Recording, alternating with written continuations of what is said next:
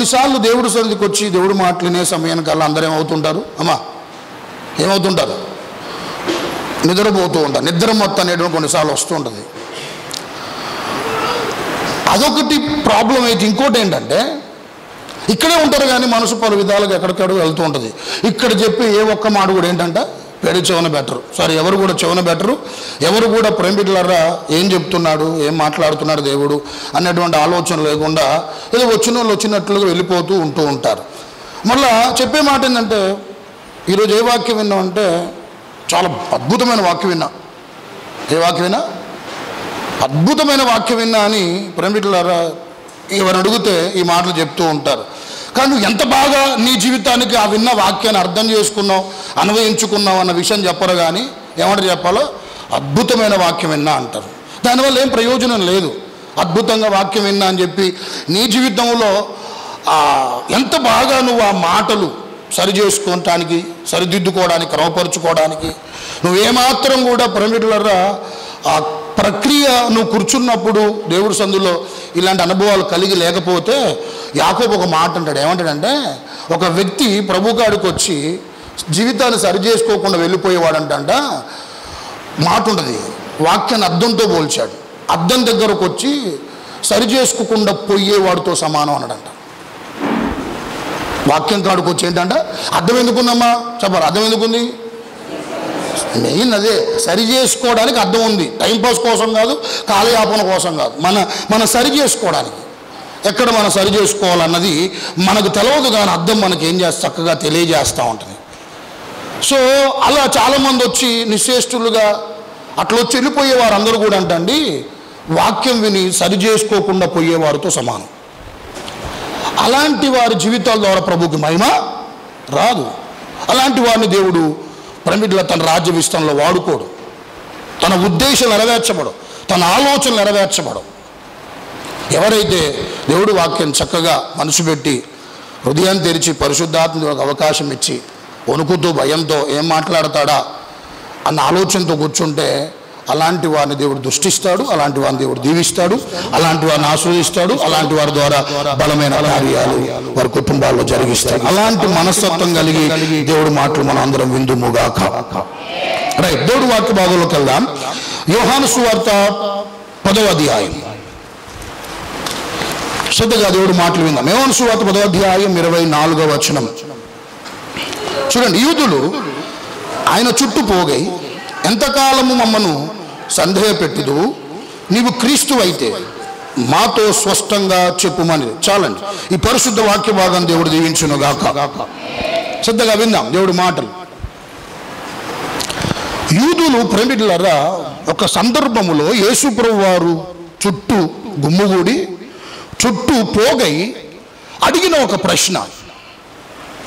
ఏంటో ప్రశ్న అంటే నువ్వు క్రీస్తు అయితే మాతో ఏంటంట స్పష్టంగా చెప్పుమనేది. ఎంతకాలం మమ్మును సందేహపెట్టుదువు, నువ్వు క్రీస్తు అయితే మాతో చెప్పుమనే ప్రశ్న యూదులందరూ కూడా యేసు ప్రభు చుట్టూ చేరి అడిగినటువంటి ప్రశ్న ఇప్పుడు మనం చదువుకున్న వచ్చిన భాగంలో మనం గమనిస్తూ ఉన్నాం.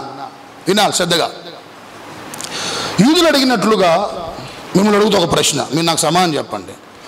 యేసు ప్రభు వారు మనల్ని సందేహములో ఉంచేవాడా లేకుంటే పరిష్కార దిశగా నడిపించేవాడా? మరి చెప్పాలి, సందేహాల్లో ఉంచేవాడా పరిష్కార దిశగా నడిపించేవాడా? చెప్పాలి, పరిష్కార దిశగా నడిపించేవాడు. ఎవరిని కూడా డౌట్స్లో ఉంచేవాడు కాదు, ఎవరిని కూడా సందేహములో ఉంచేవాడు కాదు. అసలుకి మనకి లేఖనాలు ఇచ్చిందే దేనికంట? అసలుకి జీవ గ్రంథాన్ని ఇచ్చిందే మనకేంటంటే మానవుడు ఎదుర్కొంటున్న ప్రతి సందేహానికి సమాధానం లేఖనాల్లో ఉంది. కాబట్టి ఈ 66 పుస్తకాల ప్రేమికులారా గ్రంథం మనకి దేవుడు ఇవ్వటం జరిగింది. సందేహాలు అనేటువంటివి నివృత్తి చేసుకోవడానికి, డౌట్స్ అనేటువంటివి ఏంటంటే నివృత్తి చేసుకోవడానికి దేవుడు మనకి లేఖనాలు ఇచ్చాడు. అయితే వీరు అడిగినటువంటి ఆ ప్రశ్న అర్థవంతమైందా అర్థరహితమైందా? చెప్పాలి, అర్థవంతమైందా అర్థరహితమైందా? అర్థరహితమైంది. అంటే వారు అడిగినటువంటి ప్రశ్న అర్థం లేనటువంటిది అని ఇట్టే వారు అడిగిన ఆ ప్రశ్నకు మనమే చెప్తాం ఆ సమాధానం. దాంట్లో ఏమాత్రం కూడా సందేహం లేదు.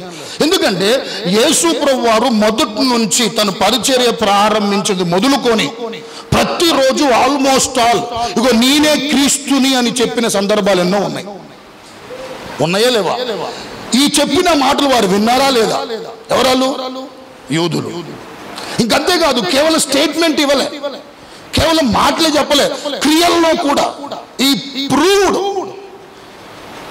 క్రియల్లో కూడా నేను క్రీస్తుని అని ప్రేమికులారా స్పష్టంగా ఎన్నో పర్యాలు ప్రతిరోజు ఆల్మోస్ట్ ఆల్ దేవుడు ప్రతిదినం చెబుతూ వచ్చాడు. అటు మాటల ద్వారా క్రియల ద్వారా ఆ క్రీస్తును నేనే అని ఎన్నో పర్యాలు చెప్పిన ఇక్కడ మరలా వారు చుట్టూ చేరి అడిగిన ప్రశ్న ఏంటని చెప్పాలా?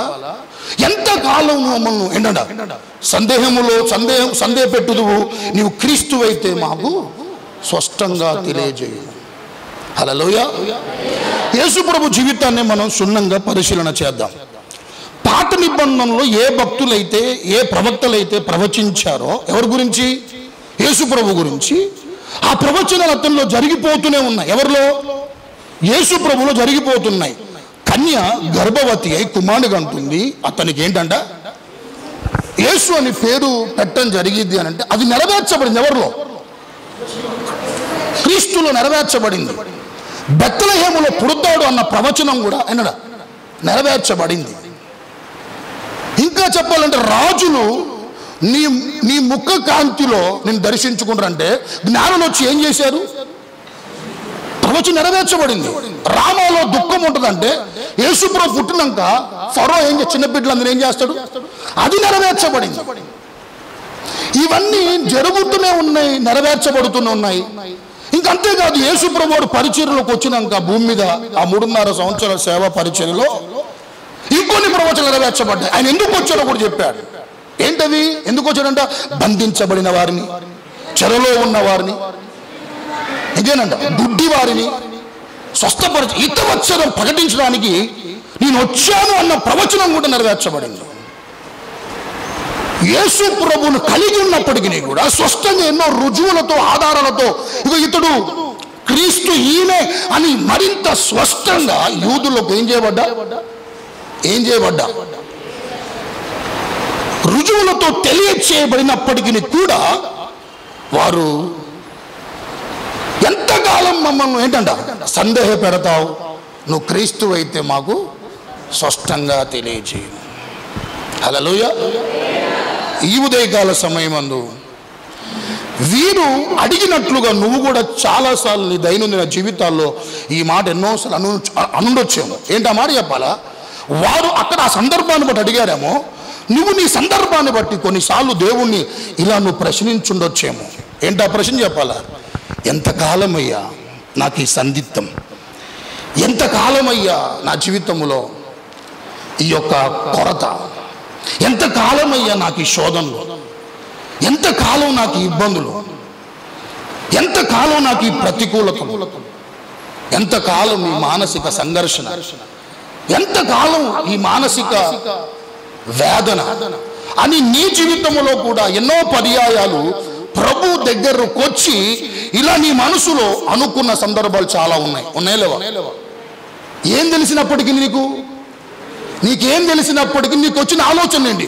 నీకు ఎవరు కూడా తెలిసినా ఆ తెలిసినటువంటి వాడు ఎలాంటి కార్యాలు చేస్తారని తెలిసినా నీకు వచ్చినటువంటి సందేహాలు ఏంటి?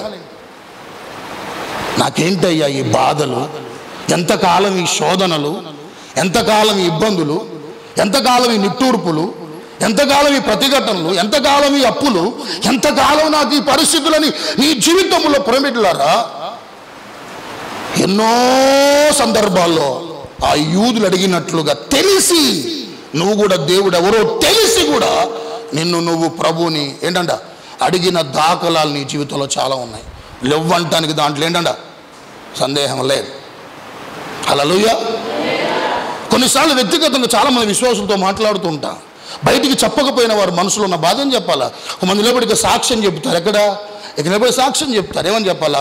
మాకు ఒక ఉద్యోగం వచ్చింది అయ్యగారు, మా కుమారుడు ఒక ఉద్యోగం వచ్చింది, మా కుమార్తె ఒక ఉద్యోగం వచ్చింది, ఇల్లు కట్టుకున్నాం, బిజినెస్ చక్కటి లాభాలు మేము ఏం చూస్తున్నాం, చవి చూడగలుగుతున్నాం అని ప్రేమికులారా కొన్నిసార్లు నిలబడి సాక్ష్యం చెబుతున్నప్పుడు కూర్చున్న వారిలో సందేహం చెప్పాలా? కూర్చొని వింటున్నటువంటి వారి సందేహం ఏంటంటే, ఆలోచన ఏంటంటే, వారి పట్ల దేవుడు చేసినటువంటి ఆ మేలును బట్టి ప్రభుని స్తుతిస్తుంటే కూర్చున్నటువంటి వారిలో రకరకాల సందేహాలు, రకరకాల మీమాంసలు, రకరకాల ఆలోచనలు. నా జీవితంలో ఎంతకాలం, నా బ్రతుకులు ఎంతకాలం, నా జీవితంలో అద్భుతాలు జరగకుండా ఎంతకాలం, నా జీవితంలో మేలులు జరగకుండా ఎంతకాలం? How long I should wait, how long you will test my patience. ఎంతకాలమయ్యా నా జీవితంలో నువ్వు మౌనంగా ఉంటావు అని కొన్నిసార్లు నీ దైనందిన జీవితంలో ఎదురవుతున్న ప్రతికూల పరిస్థితులు బట్టి ఆ యూదులు ఆ రోజుల్లో వాడుకున్న ఆ సందేహం ఏదైతుందో అడిగితే నీలో కూడా ఇలాంటి ఎన్నో సందేహాలు నీ జీవితంలో ఉన్నాయి. ఎవరిని కలిగి ఉన్నప్పటికీ, ఎవరిని కలిగి ఉన్నప్పటికీ, దేవుణ్ణి కలిగి ఉన్నప్పటికీ నీకు ఇలాంటి ప్రేమికుల సందేహాలు ఉన్నాయి. ఎంతకాలం నా భర్త మార్పు చెందాడు, ఇంకెంతకాలం నా భార్య మార్పు చెందింది, ఇంకెంతకాలం నా బిడ్డలు మారుతారు, ఎంతకాలం ఈ సమస్యలు పోతాయి, ఎంతకాలం ఇబ్బందులు పోతాయి అని నీ జీవితంలో ఇలాంటి సందేహాలు ఒకవేళ నీలో ఉంటే ప్రభు ఈరోజు మనందరితో మాట్లాడబోయే మాట ఏంటంటే ఎంతకాలం. అదే అంశం ఏంటంటే అని చెప్పాలి. ఎంతకాలం, ఇంగ్లీష్లో హౌ లాంగ్. ఎంతకాలం అనే మాట ఎప్పుడు అంటారండి? ఎంతకాలం అనే మాట ఎప్పుడు అంటారంటే మన దైనందిన జీవితాల్లో ఏదో ఒక అద్భుతం, expecting some miracle should done in our life. ఏదో ఒక కార్యం నీ జీవితంలో ఏంటంట జరగాలని, ఏదో ఒక అద్భుతం నీ జీవితంలో జరగాలని ప్రేమికులారా ఆశిస్తున్నప్పుడు ఈ మాట అంటాం.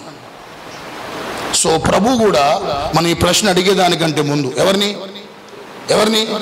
ఎంతకాలం అయ్యా నాకు ఈ ఆటుపోట్లు, ఎంతకాలం నాకు ఈ నిందలు, ఎంతకాలం ఈ అవమానాలు, ఎంతకాలం ఈ శోధనలు, ఎంతకాలం ఈ ప్రతికూలతలు, ఎంతకాలం ఈ అప్పులు, ఎంతకాలం ఈ మారని భర్తలతో ఏంటంట ఈ పరిస్థితులు, ఎంతకాలం స్థిరపడని నా పిల్లలతో, చదువు చక్కగా రానటువంటి బిడ్డలతో, ఎంతకాలం, అది ఎన్నో నీ జీవితంలో ఉన్నటువంటి సందేహాలు ఏవైతున్నాయో వాటన్నిటినీ ప్రభు నీకు సమాధానం ఇచ్చేదానికంటే ముందు ఆయన అడిగే కొన్ని ప్రశ్నలకు నువ్వు కూడా సమాధానం చెప్పాలి. ఎవరు అడిగేది?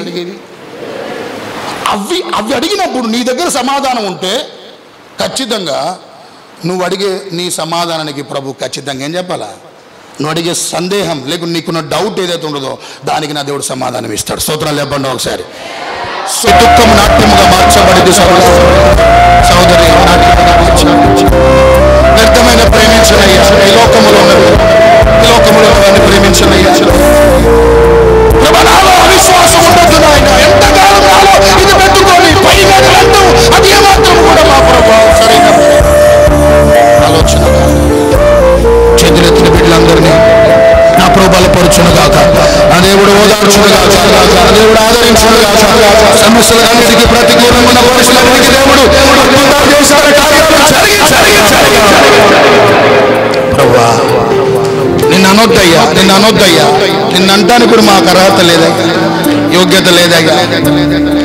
నాకెందుకు ఈ సమస్యలు, ఎందుకు నాకు ఈ సమస్య ఇవ్వాలి, నాకెందుకు ఈ రోగాలు, ఎందుకు అనొద్దు ప్రభువా. నాలో ఇవి ఉన్నాయి తీసుకోవడానికి కృప దయచేసి వాళ్ళందరినీ బలపరుచు. మరొకసారి శుద్ధిస్తూ అందరి మాటలు ఫలింపచేయమని యేసు నామములో అడిగి వేడుకుంటున్నాను తండ్రి. ఆమేన్.